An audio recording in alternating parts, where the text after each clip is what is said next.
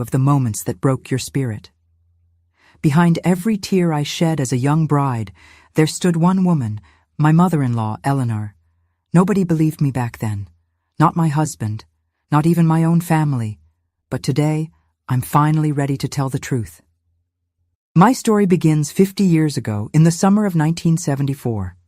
I was a shy, hopeful girl named Margaret Turner. I had just married the love of my life, Daniel. He was warm, gentle, and everything a young woman could dream of. But what I didn't know was that I wasn't just marrying Daniel. I was marrying his mother, Eleanor Bradford, a woman whose smile had more sharpness than warmth. The day I entered her house, she didn't hug me. She didn't welcome me. She scanned me, from my shoes, to my nervous hands, to the small gold locket I wore, as if she was measuring my worth. Is this all your mother could afford? She said, tapping my... I smiled politely, but inside something tightened. That was my first warning, and I ignored it. Tried so hard to make Eleanor love me. I woke up early, cooked breakfast, cleaned the house, tried to talk to her. But no matter what I did, she always found a flaw. If I cooked, too salty. If I cleaned, missed a spot. If I smiled, don't try to look perfect. And when Daniel came home, she would switch. Suddenly, she'd become the sweetest old lady. Oh, Daniel, Margaret is learning so well. Such a good girl. She lied as if she was an actress on a stage. He believed her. Everyone believed her.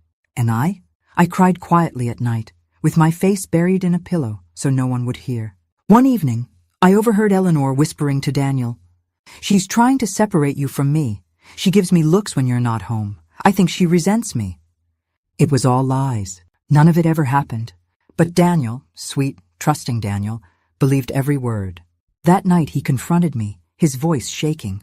"Margaret, are you treating my mother poorly?" My heart dropped. I tried to explain. I tried to tell him what was happening behind closed doors. But then she walked in, acting like a fragile, wounded saint. "It's all right, son. Maybe I misunderstood. I'm old. My memory," she said, touching her forehead dramatically. That woman was not old. She was dangerous. And Daniel wrapped his arms around her, comforting her, while I stood there, alone in my truth.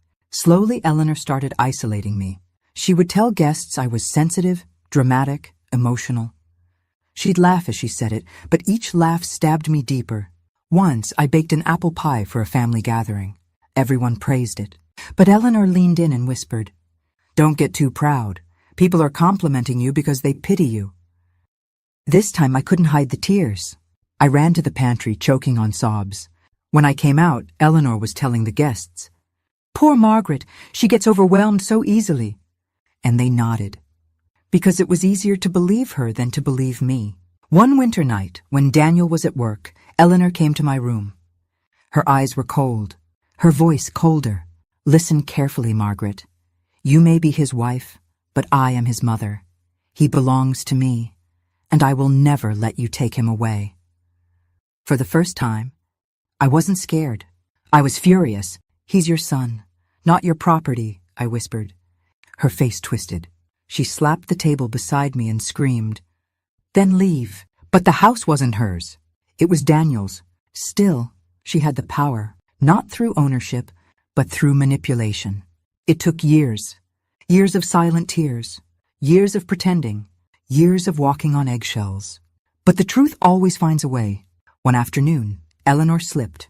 She forgot to hide her cruelty. Daniel came home early and heard her shouting at me, "You are nothing without my son, nothing!" He stood behind her silently. She didn't see him, but I did. And for the first time in years, I didn't say a word. Daniel stepped in front of me. "Mother, enough." His voice was low, frighteningly low. Eleanor froze.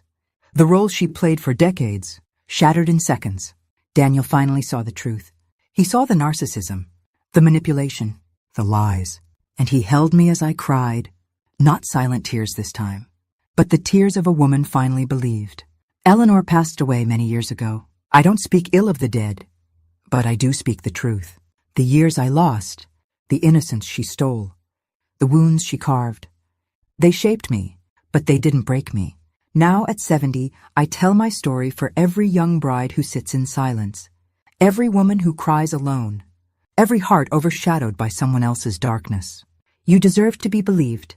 You deserve to be heard. And if no one has told you this before, I believe you.